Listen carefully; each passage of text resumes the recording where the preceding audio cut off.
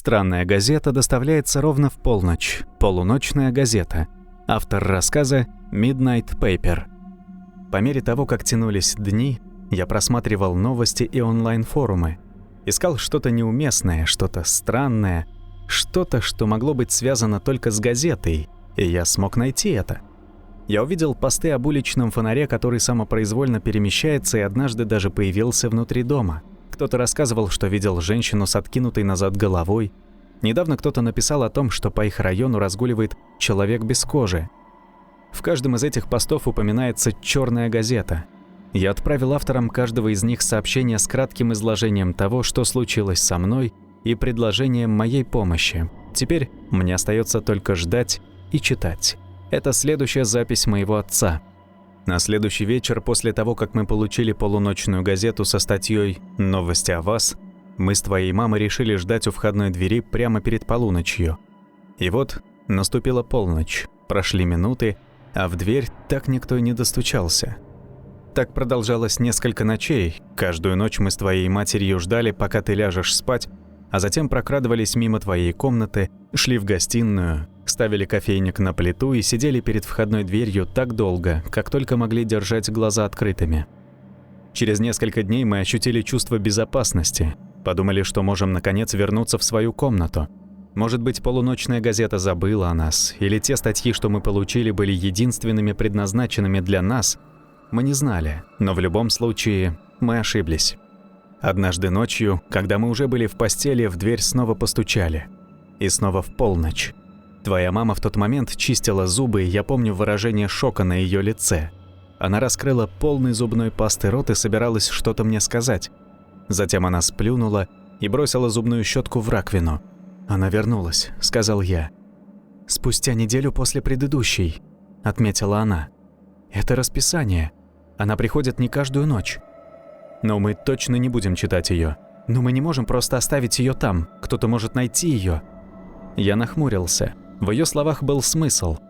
«Я выброшу эту чертову газету», — сказал я, топая вниз по лестнице. «Твоя мать бросилась за мной по дороге, ругая меня. Она считала, что выбрасывать или уничтожать ее было безответственно. Что если бы она могла стать доказательством? Что если в ней есть что-то, что могло бы подсказать нам, кто ее написал? Она использовала те же аргументы, что и в прошлый раз. Твоя мама тоже это знала. Но похоже, что все связанное с газетой было цикличным, словно ритуал. Сначала вы спорите, думаете о том, чтобы выбросить ее, но в конце концов все равно читаете ее. Но не в этот раз. В тот раз я действительно собирался выбросить ее в ливневую канализацию. Я посмотрел в глазок, ничего и никого. Поэтому я отпер входную дверь и вышел наружу. Там на нашем новеньком входном коврике лежал сверток черной газеты. Я наклонился, потянулся за газетой и схватил ее. По крайней мере, мне показалось, что я сделал это. Я взглянул на свою руку и увидел, что в ней ничего нет. Твоя мама стояла позади меня у двери. Она как раз собиралась сказать мне, чтобы я не выбрасывал ее, но слова вдруг застряли у нее в горле, потому что она видела, что произошло. Я снова потянулся за газетой, уже не торопясь. Я хотел убедиться, я хотел увидеть, как это произойдет. Мои пальцы дотянулись до черной бумаги, затем прошли прямо сквозь нее, как будто там ничего не было. «Срань Господня», — выдохнула твоя мама, а она никогда не ругалась. «Срань Господня», — повторил я. «Дай я попробую». Я встал и отошел в сторону. Твоя мама наклонилась, сомкнула пальцы вокруг газеты и потянула ее вверх. Все было обычно, словно того, что произошло минуту назад, не было. «Так», — сказала она, — «мы не можем ее выбросить». «Хорошо», — сказал я. «Но мы не будем ее читать. Давай запрем ее в шкафу». Она кивнула. Как раз когда мы возвращались, я потянулся за газетой и дотронулся до нее. Что-то там изменилось. Тогда я этого не знал, но думаю, что сейчас я понял. Полуночная газета каким-то образом понимала, что вы хотите с ней сделать. Она не позволила мне поднять себя, когда я собирался выкинуть ее. Но когда я захотел положить ее в шкаф, то смог взять ее. Я схватил газету в руку, бросил ее в ящик шкафа и запер его на ключ. В детстве ты был полон энергии. Ты говорил так быстро, что временами мы едва могли тебя понять, улавливая лишь одно или два ясных слова в потоке возбужденной бессвязности. Твои глаза всегда были широко раскрыты, всегда перескакивали с одного предмета на другой, как будто ты искал что-то удивительное. Я не знаю, какой ты сейчас, и об этом я сожалею больше всего. Всякий раз, когда мы заходили в какой-нибудь магазин, ты пробегал мимо нас с мамой и сразу же бежал к отделу игрушек. В этот раз все было так же. Ты пробежал мимо нас и бросился в отдел игрушек. К тому времени, как мы туда добрались, ты уже схватил какие-то коробки. «Эй, малыш», — сказала твоя мама, — «оставь что-нибудь и для Санты, ладно?» «Я не верю в...» — начал ты. Я поднял брови. Вокруг тебя была куча детей, и то, что ты собирался сказать, было святотатством. Ты просто вздохнул и кивнул. Тебе потребовалась вечность, чтобы вернуть все коробки на место. В это время среди коробок с настольными играми мы с твоей мамой заметили что-то странно знакомое. На полке лежала белая картонная коробка с изображением счастливой семьи, сидящей за обеденным столом. Над ними черными буквами было написано слово, от которого у меня подкосились ноги. «Угадай». Мы с твоей мамой кинули друг на друга озабоченные взгляды.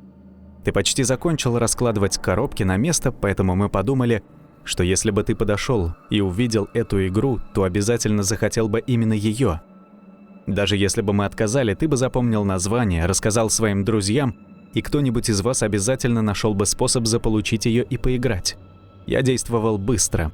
Поскольку я не хотел прикасаться к коробке, я взял коробку с другой игрой и подтолкнул ею игру «Угадай». Белая коробка сдвинулась на заднюю часть полки, а затем и вовсе упала за стеллаж. Я услышал звук падения и понял, что она теперь вне зоны досягаемости покупателей. По крайней мере, я надеялся на это. Когда ты подошел к нам, мы придумали какой-то предлог и ушли из магазина, не вызывая у тебя подозрений. Той же ночью, когда ты уже спал, твоя мать ворвалась в мой кабинет. Она еще не произнесла и слова, но я уже знал, что она собиралась сделать. «Подожди минутку», — начал я. Она прервала меня. «Мы прочитаем ее». «Что? Почему?» «Потому что статьи сбываются», — сказала она. «То, что в них написано, происходит на самом деле. Мы должны ее прочитать. Мы должны предупредить людей о том, что будет дальше». «Мы уже знаем, что будет дальше», — сказал я. «Та новостная передача». «Да, но мы знаем это только потому, что читали статью». «Прекрати, не открывай ящик», — возразил я, но она уже отпирала его. «Что, если здесь написано что-то похуже?» — спросила она. Ее глаза расширились в панике. Я никогда не видел ее такой. Ни разу. Мне это ни капельки не понравилось. А что, если от чтения станет только хуже? Что, если именно чтение заставляет их сбываться? А если это все равно случится, а мы не прочитаем газету и не будем знать, на что именно обращать внимание?» — сказала она. Затем она развязала бечевку, развернула газету, как будто это могло все решить. Я вздохнул, повернулся и запер дверь своего кабинета. Читать эту газету, приносить ее в дом, где был ты, это было неправильным. Это было все равно, что найти заряженный пистолет и принести его домой. Когда я обернулся, твоя мама плакала. Ее глаза дико бегали по странице, как будто она не верила в то, что читала. Как будто, читая ее заново, она могла изменить содержание статьи. Она рухнула на пол. Газета выпала из ее рук и приземлилась рядом с ней. Ей потребовалось несколько часов, чтобы успокоиться, и чтобы я снова смог различать слова сквозь ее рыдания. Когда она открыла глаза, в них стояли слезы. Она, наверное, выпила около 10 стаканов воды и прошагала километр вдоль комнат. Затем она отвела меня обратно в офис и начала читать статью вслух. Я сразу понял, почему это так сильно на нее подействовало. С первых слов я испугался до смерти, как и она, потому что статья была о нас. Вот что она прочитала. Обычная мать убила всю семью и лишила себя жизни. «Это было абсолютно жестоко», — сказал офицер полиции. «Повсюду была кровь. Кто вообще мог так поступить с собственным ребенком?» Офицер не был единственным человеком, на которого так повлияло это преступление. Несколько сотрудников правоохранительных органов и медицинских работников также ходили вокруг дома с потерянными и испуганными взглядами и с видом, будто их вот-вот стошнит. Еще вчера дом представлял собой райское место за городом. Теперь же он оцеплен желтой полицейской лентой, окружен десятками полицейских и криминалистических машин и заполнен людьми в форме. «Я просто не понимаю», — сказал один из соседей. Они говорят, что она убила своего мужа и их сына, но этого просто не может быть. У мужчины, который живет через дорогу от этого дома, была похожая реакция. В нашем районе никогда не случалось подобного. Никогда. Мы все порядочные люди, которые просто хотят растить своих детей в безопасности. Это безобразие. Действительно, большинство людей, знавших эту семью, отреагировали примерно так же. Они казались милыми, нормальными, выглядели как идеальная семья. Не было и намека, что такое могло произойти. «Такое иногда случается», — сказал офицер полиции. «Люди просто срываются и убивают целые семьи. К сожалению, это нечто редкое, но не новое. Общество уже пытается оправиться от этого жестокого преступления, произошедшего в их районе. Старшие дети уже переговариваются между собой, поэтому мы стараемся сначала обсудить все с младшими», — говорит еще один сосед семьи. «Но как им это объяснить? Как им объяснить, почему она сделала это со своим собственным сыном и мужем? Мы подумываем сказать, что у нее были проблемы с наркотиками или что-то такое. Может быть, так ребенку будет легче это понять». В тот роковой день большинство людей попросту были потеряны. Они стояли на своих подъездных дорожках, часто в одних пижамах, наблюдали, как полиция выносит из того дома мешки с трупами и старались успеть прикрыть глаза своих детей. Мы надеемся, что они найдут способ отпустить произошедшее и смогут восстановить какое-то подобие нормальной жизни. Прочитав это вслух, твоя мама снова расплакалась. Я жалел, что не мог прочитать это сам, что не мог избавить ее от повторного прочтения и от повторного переживания. Я бросил газету и все остальное в мешок для мусора и вышел на обочину. Даже если газета знала, что я собираюсь сделать, она все равно позволила мне коснуться ее. Ведь мы уже прочитали статью. Самое страшное уже случилось. Я бросил пакет в ливневку в конце нашей улицы. Я знал, что выбрасывать что-то в канализацию опасно и неправильно, но я не собирался выкидывать газету в общий мусорный контейнер. Она и так уже причинила достаточно вреда, и самое худшее было еще впереди.